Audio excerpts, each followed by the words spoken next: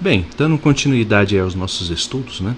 Só recapitulando, no vídeo anterior, a gente viu uma aplicação dos potenciais dependentes do tempo, né? No caso, aplicado ao problema da ressonância magnética de spin, que é um problema de 2 níveis, né? Facilmente abordável, né? Com a nossa teoria. Tá?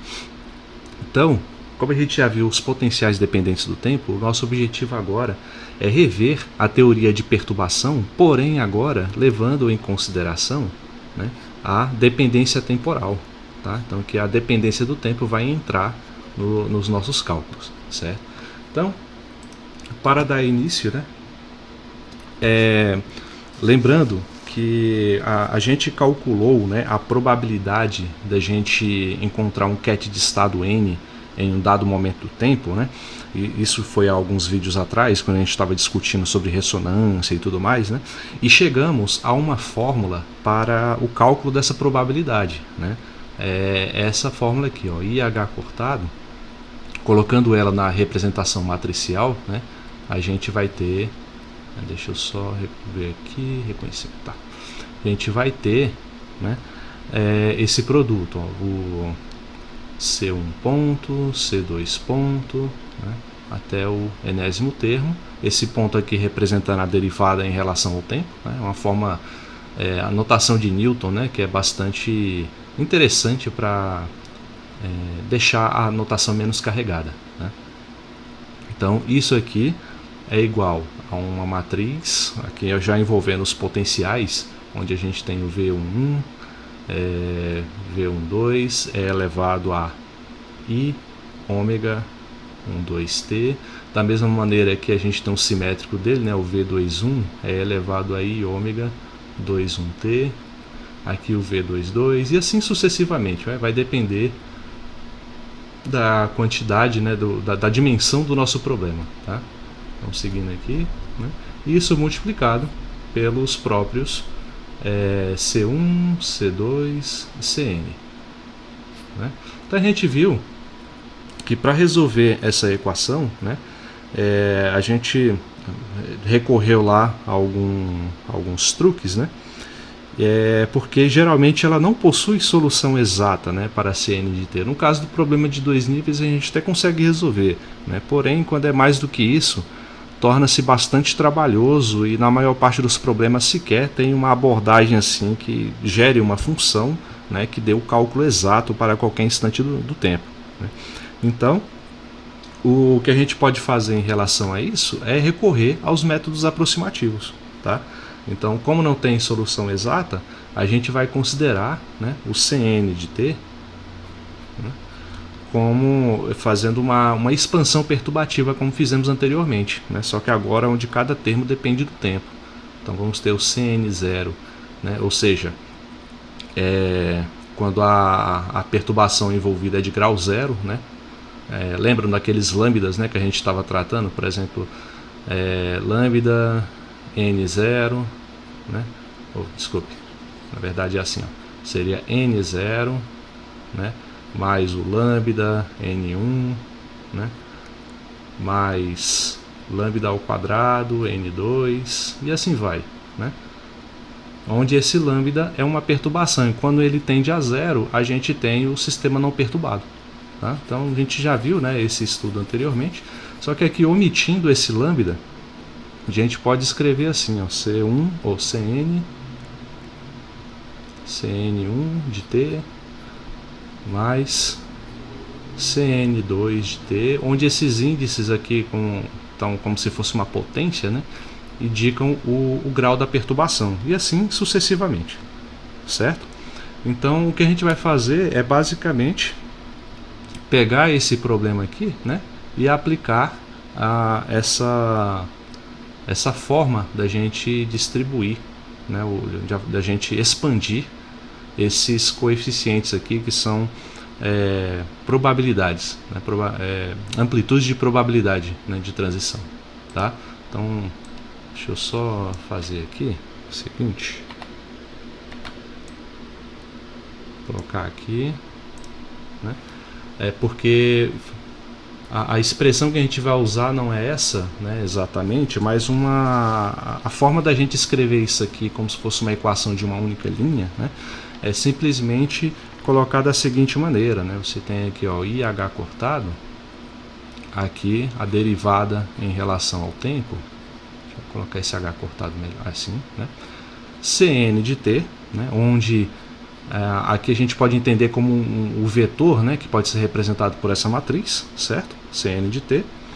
E aqui, todo esse produto pode ser representado como um somatório em M, né, de M, não, aqui eu vou colocar em, deixa eu ver, em M, não, é em M mesmo, é em M sim. Aqui é essa parte da matriz aqui dos potenciais, ela vai ser N, M, né, a dependência temporal aqui do potencial, vezes a exponencial de I é elevado a Nm, ômega Nm, quer dizer, de T, multiplicado por essa matriz aqui dos coeficientes, sem estar derivando, né? Então, Cm de T, certo? Então, essas equações aqui são a mesma coisa, só que denotadas de uma maneira diferente, né? Então, quando a gente vê essa equação, pense em um sistema de equação representado dessa maneira, tá? Então a gente já abordou isso antes, né? Tal, é só recapitulando mesmo, beleza? Então eu vou precisar aqui dessa equação para a gente ir para o próximo quadro. A gente vai então aplicar uma abordagem, né? Uma forma de resolver essa equação que consiste em usar o método iterativo de forma semelhante ao que a gente usou na teoria de perturbação independente do tempo. Tá? Como que a gente vai fazer isso? Né? Esse método iterativo é conhecido como método iterativo de Dirac, onde a gente parte dessa equação aqui, né? Deixa eu reduzir aqui um pouquinho ela, pronto, né? Onde a gente parte dessa equação, né? E vamos substituir esses termos aqui do Cn e do Cm pelas suas formas expandidas, como a que eu coloquei aqui embaixo, ó, como essa daqui, certo? Então, reescrevendo essa equação, a gente vai ter o seguinte, ó, o IH cortado, né, derivado em relação ao tempo. Aqui no lugar do Cm, vamos colocar, né, o termo de grau 0, dependente do tempo, mais o termo de grau 1, dependente do tempo, né? Deixa eu só fazer uma coisinha aqui.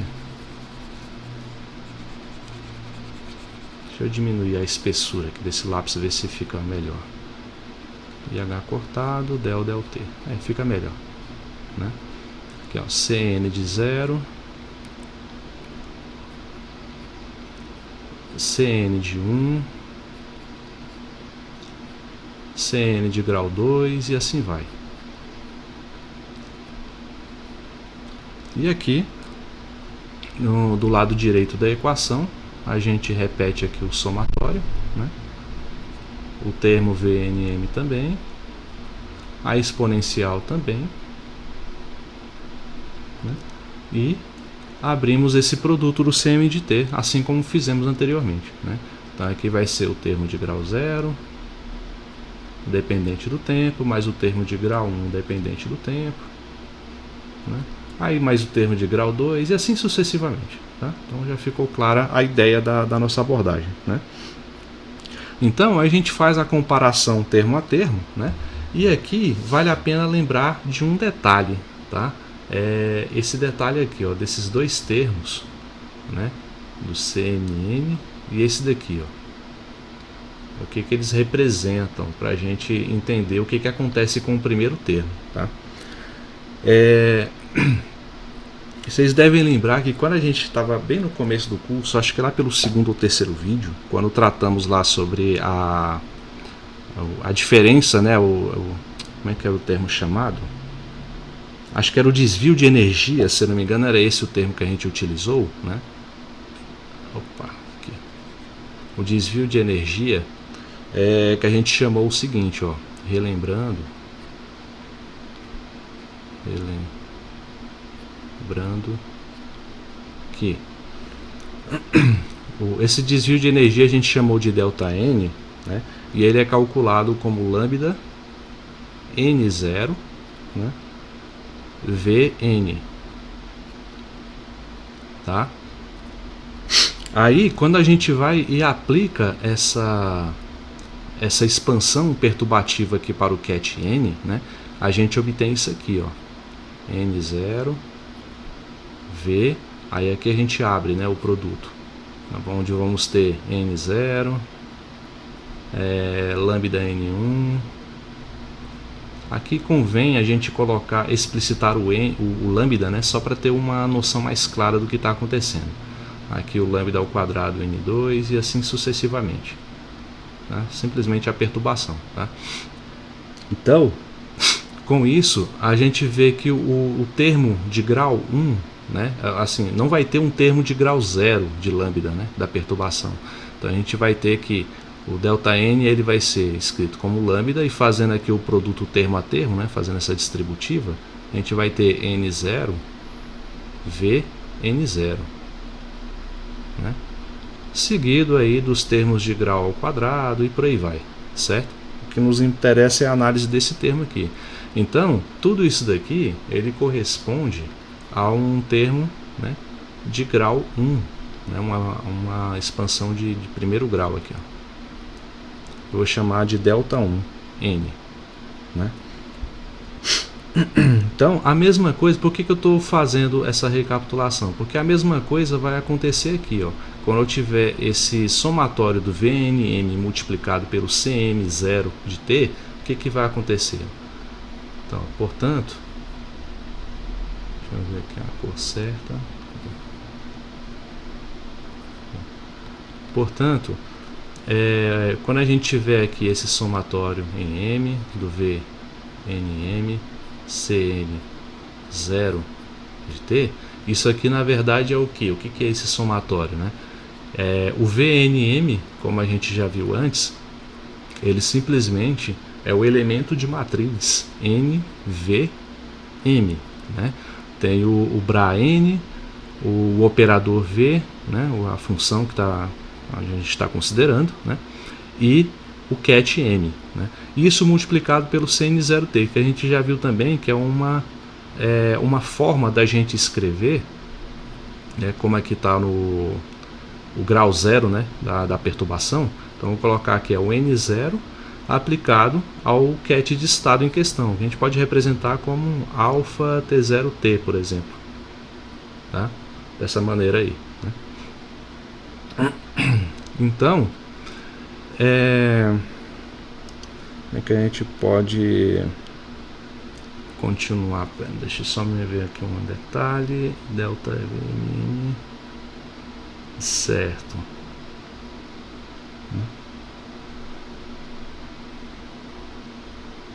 Ah, sim, tem o detalhe aqui que eu esqueci, né? Como a gente está tratando aqui do grau 0, né, da perturbação, quando a gente fazer a abertura, né, para o N e o M, a expansão, quer dizer, né, do N e do M, né, aí colocar o N como N0 mais lambda N1 mais lambda ao quadrado N2 e assim sucessivamente, e fazer isso com o M, a gente vai ter um termo assim, ó. Tá? Não vou colocar todos eles, mas o primeiro termo vai ser dessa maneira, certo? Então, com o que a gente escreveu aqui anteriormente, ó, a gente viu que esse primeiro termo corresponde a uma perturbação de grau 1, né? Cadê? Vou colocar aqui de amarelo. Então esse termo aqui ele vai corresponder a uma perturbação de primeiro grau, né? De forma comparativa, né? Aqui faltou o lambda multiplicando, mas ali é porque é outro contexto. Mas aqui a gente pode entender, como é que eu vou escrever? Não, coloca assim mesmo, ΔN, né? Que é de primeiro grau, né? Então, por que eu estou falando isso, né? Porque, na verdade, quando a gente for fazer a comparação termo a termo, não vai ter um termo de grau 0 aqui do lado direito da equação, né? Então, esse primeiro termo aqui, ó, que vai corresponder à derivada do Cn0 de t, eu não vou ter um equivalente para compará-lo aqui do lado direito. O que vai, como conclusão imediata, é que essa derivada vai ser zero. Tá? Então as comparações elas vão começar no grau 1, né? Que vão... bom, enfim, eu vou escrever isso depois. Né? Com isso a gente pode escrever assim. Portanto, né? A derivada Cn 0, né, de t vai ser simplesmente o zero. Né? E para os termos seguintes, né, fazendo a comparação termo a termo, então vai significar o quê? Que o termo de grau 1 aqui vai corresponder ao primeiro termo do lado direito, né? Então aqui seria o termo zero, por assim dizer, né? Então, opa, portanto, e mais, né? A derivada de Cn, de forma geral, né? Como o termo de grau 1 corresponde a essa maneira, eu vou colocar aqui o Cn de grau 1 de t, né? Tudo isso derivado em relação ao tempo, vai corresponder a um somatório em m, né? Cn de 0 de t, Vnm, né? Também de t, vezes a exponencial, e ômega nm nmt. Então, de uma forma geral, a gente pode dizer que para todos os outros termos, se eu tiver aqui um grau lambda mais 1, né, a derivada de lambda mais 1 de t em relação ao t, eu vou ter aqui desse lado um somatório Cn de grau lambda. Né?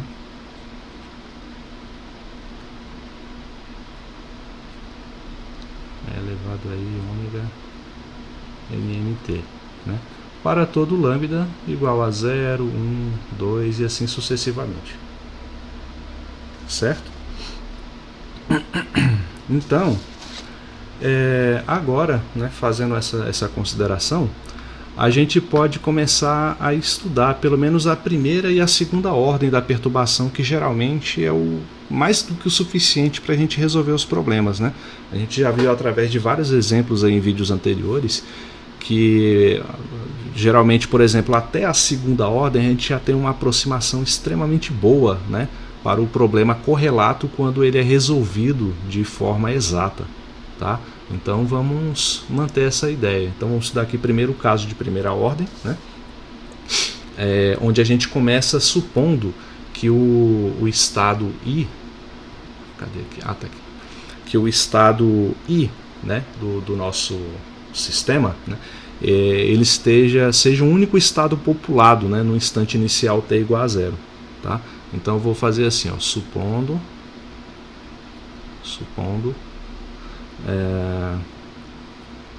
que em t0 igual a... não, t igual a t0, dessa maneira, é um único estado populado, um único estado populado, né? T0, um único estado populado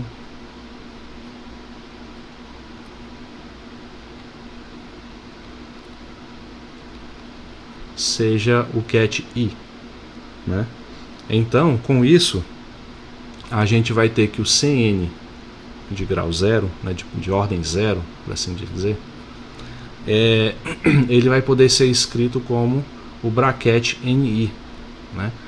Porém, esse bracket Ni a gente já viu, né, como produto interno, que ele nada mais é do que o delta Ni, significando isso que ele vai ser igual a 1, né, quando n igual a i, né, e vai ser igual a 0 em caso contrário, né? Por isso que eu estou dizendo que o único estado populado é esse, né? Então, em qualquer outro estado em que o n seja diferente de i, a gente não vai ter nada. Tá? Então, por isso essa função delta. Tá? Então, dessa maneira, a gente vai ter o seguinte, ó. Assim, então, né? IH cortado, né? Derivada em relação ao tempo de Cn de lambda mais 1 de t é igual ao somatório em m, né? Onde a gente tinha aqui o Cn, né? de grau Cn de lambda, né? Ou Cm de grau lambda, desculpem, né? A gente pode substituir pelo delta de mi, tá? Aqui se eu coloquei Cn, né? Então de forma correlata, se eu tivesse aqui o Cm de 0 de grau t, isso aqui corresponde ao mi, certo? Por isso que eu estou usando que nada mais é do que o delta de mi. Por isso que eu estou colocando o delta de mi aqui, beleza? E Vnm, né? Exponencial de I ômega nm de t. Mas, como eu mesmo acabei de observar aqui, isso aqui é um delta de mi, né? Então isso aqui só vai ter significado para a gente quando o m for igual ao i, né? Então, na prática, o que significa? Significa que a gente pode reescrever toda essa equação, né? Então, já que a gente vai ter está considerando apenas um estado populado, né? O somatório aqui já não faz sentido, já que eu tenho só um termo, né? E esse termo, esse delta, ele vira 1, sobrando apenas o que está aqui depois, né? Então, com isso, a gente tem a equação IH cortado, derivada em relação ao tempo, Cn de grau lambda mais 1, em relação ao tempo, e aqui Vni, porque eu estou considerando agora o m igual a i, certo? E elevado a i, ômega nit, certo? Então, assim, esse i aqui fica claro, né? Apesar de eu ter usado o mesmo número, acabei de me deparar com isso agora. Esse i aqui da frente fica claro que eu estou falando da raiz quadrada de menos 1, né? O número complexo. E esse i aqui de baixo é apenas o índice que eu estou substituindo, certo? Então, todo cuidado aí. Agora que eu vi, né, eu deveria ter usado uma letra diferente, sei lá, talvez o K, o J ou algo assim, né? Mas vamos continuar. Eu acho que para quem está estudando isso, esse tipo de coisa já não causa tanta confusão assim não, tá bom? Então, beleza, a gente parou aí nessa equação, né? E se a gente considerar agora o lambda igual a 0, né, para a gente ter aqui o primeiro termo, e assim a gente está restringindo, né, o nosso estudo à primeira ordem, vamos ter o seguinte, ó, vou colocar aqui no próprio, eu vou selecionar,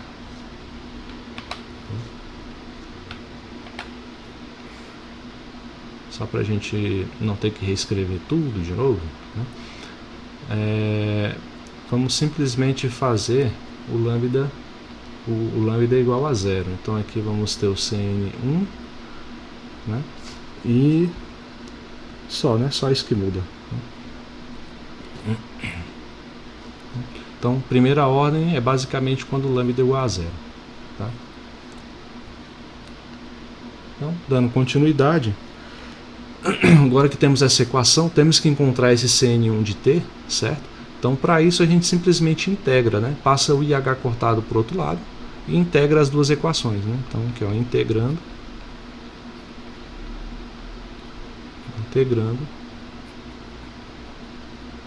temos, né? Aqui, a integral da derivada vai me restar apenas a função Cn de grau 1, né? De t. E aqui do outro lado, passando o i para o outro lado, eu vou ter aqui o menos i em cima, né? Dividido pelo h cortado,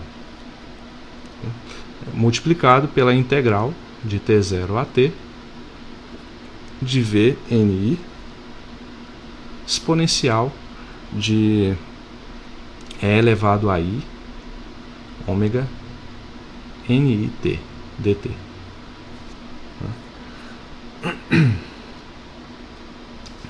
Então chegamos aí nessa equação E nesse ponto a gente repara no seguinte, né, que a amplitude de probabilidade de transição até a primeira ordem, né, ela é dada por aquela expressão que a gente tinha obtido para a expansão perturbativa desse termo Cn de t. Né? Então, ó, só observando aqui, ó, mas o Cn de t, a gente já viu, né, ele é dado por Cn de grau 0 de t, mas o Cn1, né, de grau 1 de t, mais Cn de grau 2 e assim sucessivamente. Né? Então, assim, pegando só até o primeiro grau, né, já que a gente está levando aqui a primeira ordem, né, eu posso simplesmente somar isso aqui com a ordem de lambda ao quadrado, certo? Eu não estou colocando aqui, só frisando mais uma vez, né, a rigor, a gente deveria colocar aqui, ó, como é o termo de grau 0 não tem lambda, então aqui tem lambda elevado a 1, depois lambda ao quadrado e por aí vai. Tá? Só não estou colocando mesmo para deixar o menos carregado possível. Então, quando você vê aqui a ordem 1, né, aparecendo nesse Cn de t, fica implícito que tem um lambda, né, uma perturbação lambda sendo aplicada aqui, multiplicando esse termo. Beleza? Então, a gente já viu que esse termo inicial aqui, né, esse daqui, ó, ele corresponde a um delta Ni. Né? Então, aí sobra então duas formas de a gente analisar isso, para o n diferente de 1 e para o n igual a 1. Tá? Então, para n diferente de 1, aqui já era a segunda ordem. Não, vou fazer aqui. Dá para fazer essa consideração bem aqui.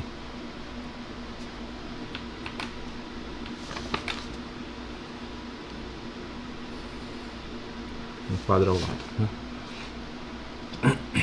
Então, ó, para n diferente de 1, né, a gente vai ter o diferente de 1, ó, diferente de i, né, a gente vai ter o seguinte: se é diferente, então esse delta vai dar 0, né, e a nossa expansão perturbativa ela fica apenas dessa maneira, ó, como Cn de ordem 1 de t, né, mais os outros termos de ordem ao quadrado em diante do lambda. Né? Porém, quando n é igual a 1, as coisas ficam mais interessantes. Né? Para n igual a 1, eu estou falando 1 direto, tá? Desculpem aí, então se atentem ao que eu estou escrevendo também, certo? Então, aqui é para n diferente de i para n igual a i. Né? Então, para n igual a i, no caso da igualdade, esse delta fica 1. Né? Então, nossa expansão vai ficar como Cn, Cn de t igual a 1. Aí, como estou considerando só a primeira ordem, eu não vou nem colocar esse símbolo aqui de ordem maior do que lambda. Eu vou colocar, em vez de uma igualdade, uma aproximação, né? Que isso vai dar 1, mais o termo de ordem 1. Beleza? Só que esse termo de ordem 1 a gente já calculou, né? Olha ele aqui do lado, né? Tá? Então, a gente simplesmente vai colocar ele aí. Né? Então, aqui vai ficar Cn de t, aproximadamente 1. Como eu tenho um menos aqui na frente, isso fica menos i sobre h cortado. Né? Integral de t0 a t, vni, aí no caso VNI, né, como n é igual a i, então vai ficar VII. Né? Aí um outro detalhe, quando eu estou considerando n igual a i, então esse ômega de ni vai ficar ômega ii. Né? No caso, quando o índice aqui é igual, isso dá 0, porque lembra que ômega e i é a diferença das energias dividido por h cortado. Né? Então, se eu estou subtraindo a energia dela mesma, vai sobrar apenas 0. E se eu tenho 0 aqui no expoente desse exponencial, vai ficar e elevado a 0, que dá 1. Né? Então, com isso, resta apenas VI dt. Beleza? Então, e mais o seguinte, ó, a gente sabe que esse termo aqui, ó, 1 menos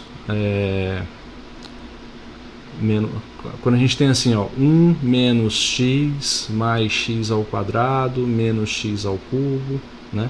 Aqui é x ao quadrado sobre 2, x ao cubo sobre 6, né? E por aí vai. Isso aqui nada mais é do que a exponencial de e elevado a x, certo? Então, ou seja, a exponencial desse termo aqui, né? Tá dessa maneira. Então, por aproximação, como temos um 1 menos um termo, tal, a gente pode aproximar isso para a exponencial, né? Então fica ainda melhor, né, a nossa aproximação. Então, portanto, Cn de t, ele é aproximadamente a exponencial, vou colocar assim, exp, né, de menos i sobre h cortado,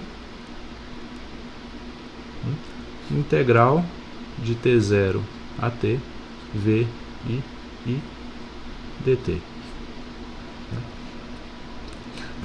De tal forma que quando a gente pega o módulo ao quadrado desse termo, né, Cn de t ao quadrado, isso vai ser algo muito próximo de 1, porque a gente sabe que o módulo ao quadrado da exponencial de um complexo, né, vai dar 1. Tá? Então, aqui é aproximadamente 1. Agora, quando a gente tem aí com isso, né, a gente acho que finaliza a discussão para esse termo de primeira ordem, né? E com isso a gente pode concluir com essa observação final aqui sobre o módulo ao quadrado do Cn de t, sendo muito próximo de 1, é que a gente observa que o efeito do potencial, né, desse potencial VI que está aparecendo aí, sobre o estado inicial do nosso sistema, ele é apenas uma mudança de fase. Né? Então ele não altera tanto a medida de... Se ele não altera a medida de probabilidade, a gente pode interpretar fisicamente como uma mera mudança de fase. Beleza? Então, agora analisando aí a segunda ordem, né, o que a gente vai fazer? Né? A gente vai simplesmente pegar essa equação que estava aqui, ó. Cadê? Essa primeira equação, e na verdade não é nem ela, né? O correto mesmo seria pegar, cadê a equação que tem um somatório dentro? Seria pegar essa equação aqui, ó, né? E onde tem 1 eu coloco 2, onde tem 0 eu coloco 1, né? Então seria a maneira mais direta, né, da gente representar isso. Então eu vou fazer logo isso, eu estou nesse quadro. Vamos pegar aqui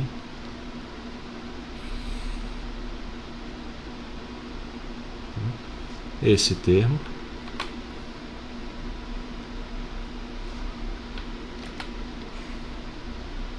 e só fazer as devidas correções.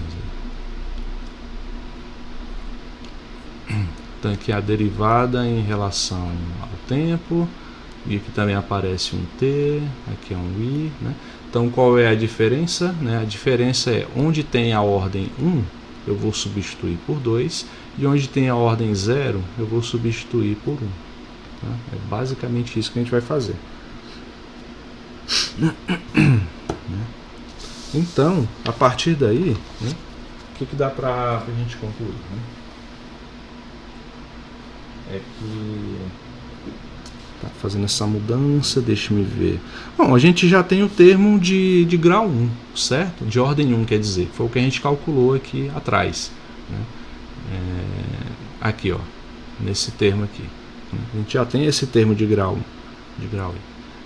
Então, substituindo ele na nossa equação, a gente vai fazer assim, ó, derivada de Cn de ordem 2, né, em relação ao tempo, é igual. Como eu vou substituir aqui nesse Cm de ordem 1 de t, a gente sabe que aparece um termo de menos i sobre h cortado, já vou colocar ele aqui de fora, tá? Não confundir menos a equação. Aí aqui, como ele é um coeficiente, eu posso tirar ele tanto da integral quanto do somatório, né? Então dá para deixar ele aqui no começo. Aí a gente repete esse somatório do Vnm de t vezes a sua exponencial, né? E aqui a gente representa, né, o que a gente encontrou para o para a ordem 1, né, desse termo CM, que corresponde à integral de T0 a T1 de VMI, tá? Onde tem N eu estou colocando M, né? Porque aqui, ó, o índice que a gente está calculando no problema é M, tá? Então M1 MI de T', né? É elevado a I ômega MI de T' dt', né? Então, por que eu estou colocando T' tal e tudo mais? É só para caracterizar que quando a gente resolver essa integral, ele vai variar de T0 a T, né? Então, para não ter exatamente aqui a mesma variável no intervalo de integração do que está sendo integrado, a gente faz essa substituição, tá? Mas é tudo tempo, né? Então é mesmo só um formalismo matemático por trás disso, beleza? Então, qual é a estratégia para a gente resolver isso, né? Aqui faltou eu colocar o seguinte, né? Desculpem, eu acabei de esquecendo de colocar o IH cortado aqui, né? Então, quando eu for passar esse IH cortado para o outro lado, com o que eu já tenho do CM de ordem 1, aqui vai ficar ao quadrado, tá? Então, integrando todo esse termo,